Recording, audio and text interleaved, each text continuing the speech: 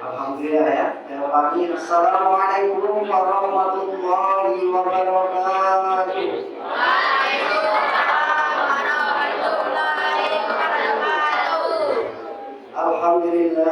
Alhamdulillahilladzi hadana li hadza wa ma kunna linahtadiya laula an hadana Allah. Asyhadu an la ilaha illallah wahdahu la syarika lah. Wa asyhadu anna Muhammadan abduhu wa rasuluhu la nabiyya ba'dah. Allahumma shalli wa sallim ala sayyidina Muhammadin wa ala alihi wa sahbihi wa man tabi'ahum bi ihsanin ila yaumil din, amma ba'd. Hadirin jamaah salat Isya, salat tarawih dan salat witir yang dirahmati Allah Subhanahu wa taala.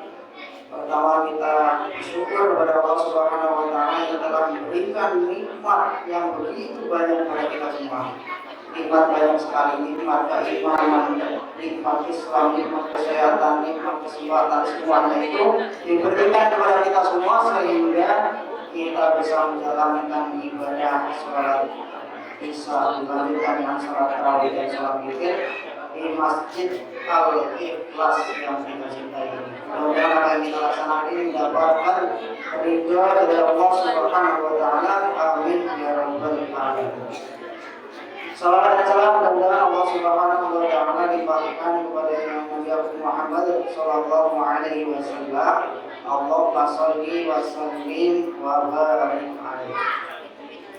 Bapak Ibu, jemaah salat Isya, salat tarawih dan salat witir yang dirahmati Allah Subhanahu wa taala. Sudah kenal nama saya, ya?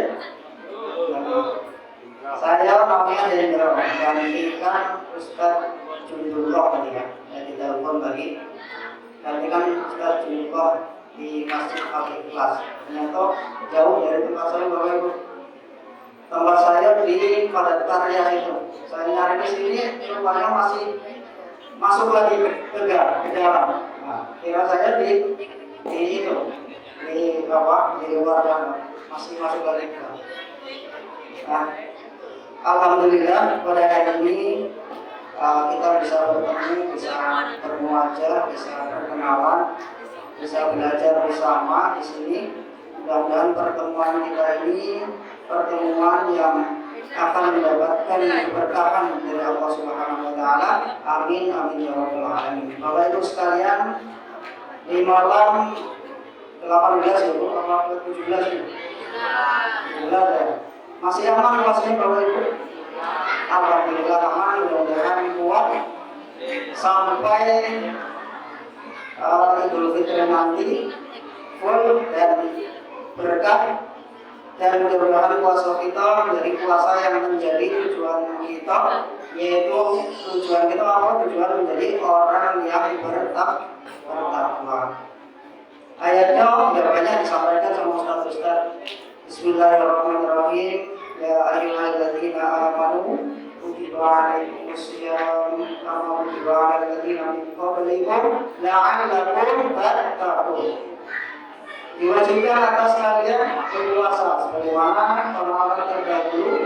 Tujuannya apa? Yaitu la'allakum tattaqun.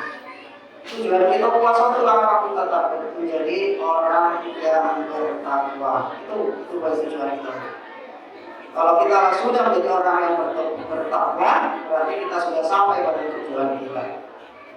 Nah, untuk bisa menjadi orang yang bertakwa, puasa kita berkualitas, tentunya kita juga harus menjalankan ibadah puasa itu sebaik mungkin. Mulai dari menjalankan kewajiban puasa, meninggalkan larangan-larangan puasa, termasuk hal-hal yang bisa membatalkan puasa, Bapak Ibu sekalian. Nah, pada malam hari ini, pada pertemuan yang singkat ini, kita akan belajar bersama tentang hal-hal yang bisa membatalkan puasa Bapak Ibu sekalian, karena ini sangat penting sekali menyangkut dengan kualitas ibadah kita, kualitas ibadah puasa kita. Ketika puasa kita batal, maka puasa kita tentu tidak diterima oleh Allah Subhanahu wa taala. Bapak Ibu sekalian yang dirahmati Allah Subhanahu wa taala, dalam kitab Fathul Qorib itu ada beberapa hal yang bisa membatalkan puasa. Yang pertama adalah idkhalus syai' ilal badan. Yang pertama masuknya benda, masuknya sesuatu, benda cair, benda padat ataupun gas ke dalam salah satu lubang yang ada di tubuh kita. Apa Bapak Ibu lubang yang ada di tubuh kita? Ada hidung, ada mulut, ada telinga, ada lagi yang dulu yang di bawah. Nah, ketika barang-barang atau benda-benda itu masuk ke dalam tubuh kita dengan disengaja, itu bisa membatalkan puasa. Makan, minum, termasuk merokok, Bapak Ibu sekalian. Merokok itu gas, itu bisa membatalkan puasa. Kalau menurut ulama, menurut mayoritas ulama, merokok itu dihukumi membatalkan puasa karena disamakan dengan syurbutuhan, yaitu dengan minum, sama dengan minum. Karena di situ ada kesengajaan dan bisa memberikan sensasi tersendiri bagi orang yang berpuasa. Jadi itu Bapak Ibu. Yang pertama adalah memasukkan benda-benda atau sesuatu, benda cair, benda padat, gas, termasuk asap rokok ke dalam tubuh kita, itu dapat membatalkan puasa. Apakah ada batasannya Bapak Ibu sekalian? Ada batasannya. Kalau mulut itu batasannya pada tenggorokan. Ketika makanan itu atau kita cuma nyicipi makanan atau cuma berkumur-kumur tidak melewati batas tenggorokan, maka itu tidak membatalkan puasa. Tapi bisa makruh kalau benda-benda itu memiliki rasa. Nah, jadi batas dari mulut itu adalah tenggorokan. Kemudian batas dari hidung itu adalah insan hidung yang setara dengan mata. Batas ini Bapak Ibu sekalian. Itu biasanya kalau kita berwudu Bapak Ibu sekalian, itu kan kita memasukkan air ke hidung, itu istinsyaq. Nah, kalau puasa itu diusahakan sekedarnya saja. Jangan sampai air itu masuk terlalu dalam. Sampai biasanya itu lewat insan hidung itu rasanya itu panas. Nah, itu bisa membatalkan puasa Bapak Ibu sekalian. Masukkan benda-benda dalam hidung kita itu dapat membatalkan puasa kalau melewati batas hidung ini.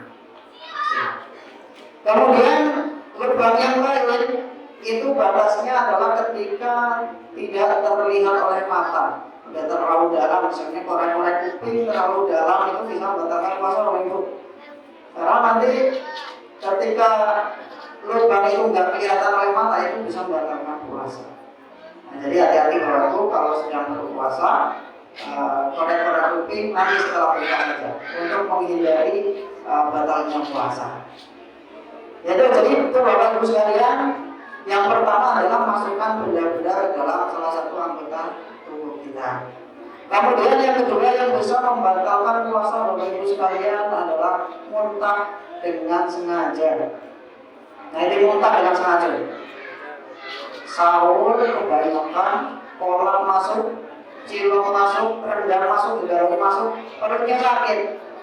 Tiba-tiba paginya itu ingin dikeluarkan biar nggak sakit lagi perutnya. Terus dimuntahkan dengan sengaja. Itu dapat membatalkan puasa. Kalau puasanya itu batal Bapak sekalian. Kalau nggak sengaja di mana, misalkan ibu-ibu muda yang sedang hamil muda ya Bapak. Hamil muda itu tidak membatalkan puasa. Atau sedang dalam perjalanan mudik misalnya, naik mobil belok-belok gitu, terus muntah, maka itu tidak membatalkan puasa dengan catatan air muntahannya itu tidak diminum lagi Bapak. Kalau diminum lagi batal Bapak. Jadi Bapak Ibu, yang kedua adalah muntah dengan sengaja. Kemudian yang ketiga yang bisa membatalkan puasa Bapak Ibu sekalian adalah berhubungan suami istri, bagi yang suami istri. Walaupun tidak keluar, mohon maaf, keluar mani. Itu bisa membatalkan puasa ketika di siang hari pada bulan Ramadan. Bahkan kalau berhubungan di siang Ramadan bukan hanya batal puasanya, tetapi mendapatkan kafarah. Kafarah itu hukuman. Apa hukumannya? Yaitu berpuasa 2 bulan berturut-turut setelah bulan Ramadan. Tidak boleh putus Bapak Ibu. Kalau putus diulang lagi dari awal. Kalau misalkan tidak mampu untuk berpuasa 1 hari lewasnya, atau sudah tua, maka boleh untuk membayar atau memberi makan fakir miskin, memberi makan 60 fakir miskin, yaitu 1 mud itu sama dengan 0,6 kg beras. Nah itu kalau nggak kuat lagi puasa. Tapi diutamakan adalah puasa yang 2 bulan itu kalau masih kuat. Nah jadi itu yang ketiga adalah berhubungan. Kemudian yang keempat yang bisa membatalkan puasa Bapak Ibu sekalian adalah keluarnya sperma dengan sengaja. Nah, ini dapat membatalkan puasa 3 bulan Ramadan. Kalau istilahnya itu onani ya, itu dapat membatalkan puasa. Kalau nggak sengaja gimana? Misalkan siang-siang hari mimpi basah, maka itu tidak membatalkan puasa. Nggak apa-apa kalau itu. Siang-siang mimpi basah, terus bangun nggak basah, terus teruskan aja puasanya. Maka itu tidak membatalkan puasa. Kenapa? Karena orang yang tidur itu tidak mendapatkan hukum. Orang tidur itu nggak ada hukumnya Bapak Ibu. Misalnya tidur, terus ada orang di sampingnya. Orang yang di sampingnya dimaki-maki sama orang yang tidur itu, mikro dia. Maka juga nggak berdosa Bapak Ibu. Dia nggak berdosa. Karena orang yang tidur itu nggak dihukumi, nggak punya hukum. Kemudian yang selanjutnya Bapak Ibu sekalian yang bisa membatalkan puasa itu adalah bagi perempuan nih haid, nifas atau melahirkan. Jadi ketika haid, Bapak Ibu sekalian, haid itu tidak seperti sholat ya nantinya. Haid itu wajib digantikan puasanya setelah Ramadan. Beda dengan sholat ya, kalau sholat itu tidak diwajibkan untuk menggantinya, tapi kalau haid itu wajib untuk mengganti puasanya setelah Ramadan. Kemudian yang selanjutnya Bapak Ibu yang bisa membatalkan puasa itu junun. Junun apa itu? Junun itu hilang akal. Istilahnya gila ya, gila. Nah, misalnya kalau siang-siang Ramadan terus dia gila maka batal puasanya. Apakah dia wajib untuk mengganti? Tidak. Ketika dia sadar kembali, maka dia tidak diwajibkan untuk menggantikan puasanya. Kemudian yang terakhir Bapak Ibu sekalian yang bisa membatalkan puasa itu adalah murtad.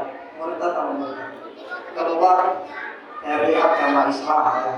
Misalkan siang-siang dengerin ceramah Ustadz Syahok tiba-tiba nggak yakin balik dengan Islam, keluar dari agama Islam. Nah, batallah puasanya Bapak Ibu sekalian. Terus misalnya kalau maghrib dia balik lagi ke Islam, nah dia keluar siangnya maghrib, maka dia wajib untuk bersyahadat dan wajib untuk menggantikan puasanya yang ditinggalkan itu yang batal. Itu jadi Bapak Ibu sekalian itu ada beberapa hal yang bisa membatalkan puasa. Masih ingat Bapak Ibu? Yang pertama tadi memasukkan benda-benda ke dalam lubang yang ada di tubuh kita. Kemudian yang kedua muntah dengan sengaja. Yang ketiga berhubungan. Yang keempat keluarnya mani. Yang kelima haid, nifas atau melahirkan. Yang keenam junun atau tidak. Yang terakhir adalah murtad. Nah itu Bapak Ibu sekalian, mudah-mudahan materi yang singkat ini bisa bermanfaat untuk kita semua dan puasa kita semua menjadi ibadah puasa yang berkualitas, puasa yang diterima oleh Allah Subhanahu wa Ta'ala, puasa yang dapat menjadikan kita orang-orang yang bertakwa. Itu sesuai dengan tujuan kita, la'allakum tattaqun, menjadi orang-orang yang bertakwa. Terima kasih Bapak Ibu sekalian, mudah-mudahan bermanfaat. Subhanallah wa bihamdika asyhadu an la ilaha illa anta astaghfiruka wa atubu ilaik. Wassalamualaikum warahmatullahi wabarakatuh.